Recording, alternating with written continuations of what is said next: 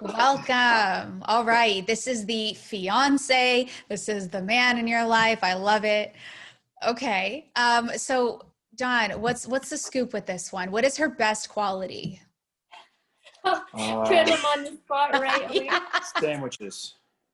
Her sandwich making is amazing. No, they are good, but no, that's not her best ability.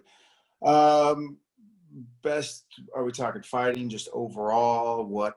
Yeah, do you want the coach or the fiance? Yeah, which way are we talking here? Let's start with the fiance because I'm, the girl in me wants to talk about like, oh, you guys are so cute. Let's talk about that. And then I'm going to get the coach involved. So personally, what made you fall for this one?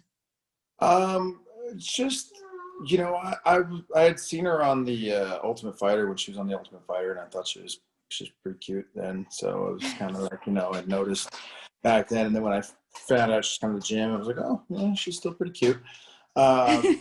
But no, just getting to know her, man. She's one of the, she's amazing here, for me and Maverick. Like, I couldn't ask for a better person, honestly, she busts her butt all day in training and works harder than anybody I know, and then comes home, cooks, cleans, takes care of us. Everything is awesome. I mean, she's just a kind, caring, giving person.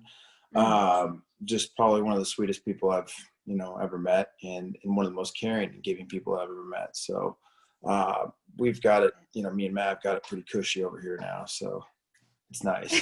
all around everything, just loving, sweet. We have fun, we laugh, just have a good relationship. It's just a solid home life. And then, the way she is with Maverick, and the way that Maverick has taken to her, that's not an easy situation to walk into with someone with a young son, and they bonded right off the bat. And so it's been a really, really cool situation. Well, so we know that was in the cards for you, Jojo. Like, that was like, God made this, if you believe in God. Yeah. Yes, for sure. So now, John, are you Jojo's coach at the gym? Like, do you train her? I do. That's kind of a hot situation, guys. It's interesting. Now, we keep a pretty good,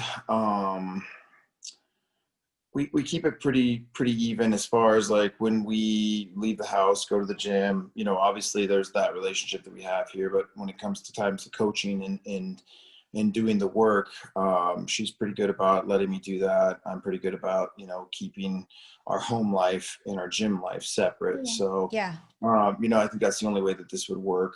And, and obviously just like anything else, there's times where, if we're irritated with each other, that we get irritated on, when we're working, but we work through it. So maybe it happened like once or twice. Yeah. I think it's there's been a couple times. I think we had one filmed, actually. We were filming a pad round. Sarah Kaufman was actually filming around for it. I think it's only happened when Sarah Kaufman's here and when Sarah Kaufman's filming us that we've actually had meltdowns. Yeah. We were holding pads and I was holding pads for her and she hit me. Or no, I went back and I had nice soft puffy mitts on, and she did something wrong, and then she got mad at me and dropped her hands and came at me to club me. And I'm a counter fighter, so I gave her a nice little smack in the face before she could get there with my pad. And then it was a huge meltdown in the cage, and she threw her gloves off. I threw my pads down, stormed off, and at the time we had a 20,000 square foot gym, so it took me a time to get back to my office. By the time I got back, I was like, shit, I gotta go back and apologize. And so by the time I chilled out, went back, and we figured it out. But it was her fault. So we try and preach with everyone, especially guys at the gym. Leave your crap at the door and come in and train and have a good day. So I feel like we just, not on that day, but we do a good job. Yeah, I think literally in 3 years we've had two meltdowns that weren't even meltdowns, but she lets me do my job and I let her do hers, and that's part of the part of why the relationship works. There's no way it would work any other way. And so it's a really good, it's a good situation. And then likewise too, when we get home, we leave that stuff, whatever happened at the gym, obviously we talk about our daily routines, and that's a big part of it. But usually, there's never any kind of rollover from anything happening at the gym or at the house to the gym. So Sounds really healthy. I love it. What would you say is her best quality as a fighter? Like, what is she super good at that, you know, most fighters don't have? Sandwich making. No. She Another Melton. you know, when she first got here, right off the bat, you know, she had kind of said that she wanted to go all in and really focus on fighting, and her tenacity and her work ethic. You know, she wakes up, her schedule, like there's no breaking. Like, it annoys the hell out of me in my life because she's so planned out. She's always like, what's the plan? What's the this? What's the, and she sticks to it every day. Yeah. I got a bedtime at 7:30 every day. No, but she sticks to her, like, her drive and her dedication to what she does. Ultimately, you know, she obviously has an awesome skill set, and coming from a you know, kickboxing background, Muay Thai background, her stand-up's amazing and all those things, but people don't realize her ground's phenomenal too. But just not showed it yet. Yeah, you showed it. You just you messed up in the last one. Her dedication to what she does is probably one of her, you know, her greatest attributes. The fact that if, you know, she's got her day planned out, goes to all of her workouts, trains 3-4 times a day, goes back, you know, she's on this jiu-jitsu kick right now. You know, she's doing jiu-jitsu once, twice a day, every, you know, and it's crazy how dedicated she is, you know. So once she puts her mind to something, it's, you know, she's going to achieve it and do it. And then obviously the skill sets are already there. It's not hard.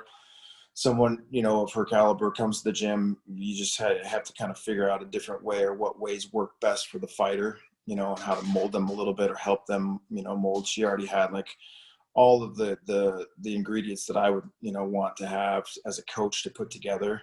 So it was real easy once you laid out the plan and you say, okay, here's what we need to do. And then you hand it over to them and they do their part, and it's kick. You know, there's a lot of fighters in this business that I deal with every single day that are ultra talented and ultra lazy, or vice versa. You know? So it's nice to get, you know, and at Syndicate, I'd be honest, we've got a lot of really good fighters that are dedicated, and it's showing now. Our team's really elevating, but, you know, Jojo's definitely one of the best at that in the gym.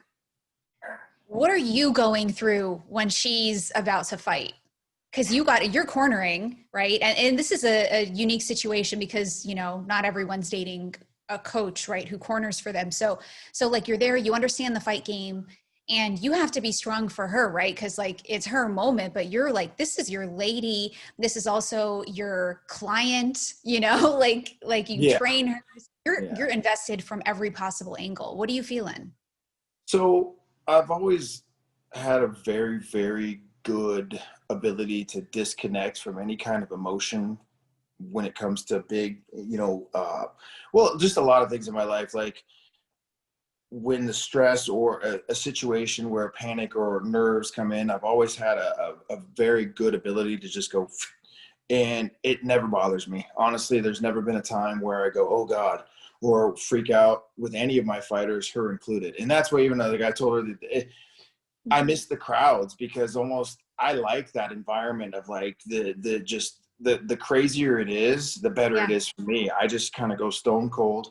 I never look at her. Obviously, you know, a little bit before, after is the deal where I like the emotions, like when, you know, when she was in Abu Dhabi and beat, you know, when she fought for Andrea, like I think I might have teared up a little bit after that, just because there was so much emotion. But I never feel it before for any of my fighters. I never get nervous. I never get shook or any of that kind of stuff in the corner. And it's just something that I've always had that natural ability. So I also have not seen her, you know, get busted up in a fight or anything, you know, like obviously we got armbarred in the last fight, and that was kind of sucked, but afterwards was terrible because we had a lot of, you know, there was, you know, she passed out, her heart rate's at 30. They're telling me that, you know, in the ambulance, they're making me sit up front, and they're telling me that we have to wait for another crew in case they have to, you know, defib her and like revive her and bring her back to life. It was like, at that point, it was really bad. It was crazy. So I was crapping my pants on that. That wasn't cool, but you know, but during the rest of it, honestly, it's never it's never been a thing for me. I never have that emotion when it comes to that. So it's very easy now. Like I said, fortunately, we've had a really, really good run so far. We haven't really had a bad fight. You know, we lost to Chikugan, but that was a super close fight, and I, you know, still felt we won that one. You know, our bad go was just with Maya, and that was just bad from Jump Street. And I could tell, like, the one, I will say that was the one fight where everything was different. She was acting different all day. She was very, just not kind of herself, you know, going into, I think that was our 4th fight or 5th fight together. So yeah, I could just tell something was off during the day. So I was a little like, but I've also had that with her where we had a terrible go when she fought Lipsky. It was the worst case scenario weeks. She was sick for 2-3 weeks before that, injured. It was just terrible. Broken foot, like everything was terrible. But then come fight time, it was just, everything was there. During the warm up, I was like, oh, we're golden. We're golden for this. But it wasn't there for Maya. It was kind of like, it was definitely off. So I did have that, oh boy, you know, something's up. But still, you know, you just go out there and do your job. What I'm curious, you were cornering when she was caught in that armbar. What did you shout to her? What advice did you shout her way? Don't get armbarred. No. You know, and that's the thing is I've seen her in that position a million times in the gym. She's not a person that gets armbarred or triangled. She stays in the guard. Like, she's very, very, very proficient in on the ground. And that was one of the number one things when she first got to the gym. I had heard how terrible her ground was, or how she had no ground, or how she's a stand-up person. And within the first week, I was like, I thought you didn't have a ground game, because she was schooling a lot of the good girls on the ground and hanging. And I was like, oh, no, this is a part we're going to have to really, you know, you got to mold this part of your game, because it's already there.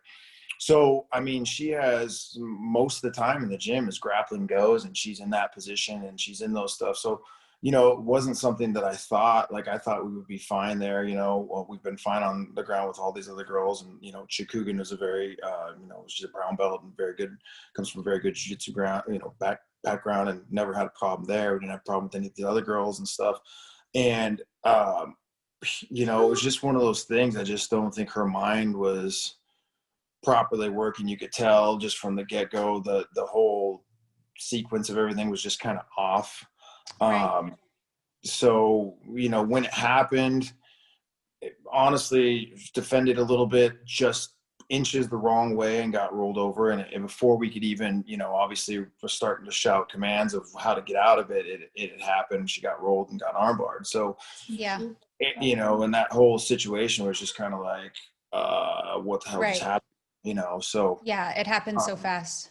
Yeah, it was a weird one. That's all I can say about that fight. There was a lot of things leading up to it, a lot of things leading after it, and ultimately, a lot of that falls on me. She already kind of touched on it, but probably shouldn't have taken that fight, shouldn't have done that, you know. But we collectively had been sitting out for almost a year and had been told that it was going to be even more. So we're like, all right, screw it, you know. And she's one of those people that the more active she is, the better. But we just fell into a weird situation, and the whole thing was not good. Jojo, what do you need from John when he's cornering you? Like, what style of communication works best? Just him as a professional, him as the coach is really good. But I've seen him, he calls me babe and stuff. I don't obviously notice that when is that right? You're looking at me as if Maybe. It may sneak in there. And so when I've watched it back, I'm like, he's an awesome corner man, and I've seen him, like, I've watched fights where he's cornering my teammates, and I'm like, he's spot on. I can always hear him when he's cornering other people. And the one thing I'll say is it comes down to the UFC game. I think that's made him so good, because he plays that. He's not played it for a while, but he plays that so many times, and he's really good at it. And actually, I've tried It's where it. I hone my skills on the UFC Yeah, game. I've And tried it. I'm a coach on the game, and recently I destroyed Daniel Cormier. If he's listening to this, we played, and he's out there claiming that he got the best of me, but I destroyed Daniel Cormier on this game to where he quit through the controller. That's here nor there. But you know, the one thing I really want to try with her is I see a lot of like coaches and fighters before they get into the cage, they give them a good slap. I really think that that's a good thing. If we try this out, the next fight is maybe just a good front to back and get her fired up. Sometimes I do take a punch before I wake She up. would kill me if I did that. I'd get elbowed, knocked out, cut before the fight. There's not even a chance that would happen, but it would be fun. But yeah, he does a great job, and I couldn't ask for anything more from him for a fight and for training and everything else. You guys are awesome. I could literally go on for another hour. I would like to invite you back on the show at another time together. I just started this new segment. I got this like Spotify deal. It's called Cage Counselors. And the whole premise is where I ask fighters to come on and give people who write in like what they're going through in life advice. So it could range, it's like everyday stuff. It's not really fight related. The idea is for people to get to know you as the beautiful people that you are. Awesome. Yeah. Sounds good for me. Okay, awesome. Guys, give us your Instagram handles so people know how to find you. At badmofo_Jojo. It's badmofo underscore Jojo. Sorry. In America, it's So cute. Yeah. Language barriers. Bigwood MMA 702. Maverick, do you want to give your Instagram? Yeah. No Instagram for that one yet. Yeah. He's on ours. Perfect. All right, guys, thank you so much for coming on the Jenna Ben Show. Guys, you can find me at the Jenna Ben Show on Instagram and on YouTube.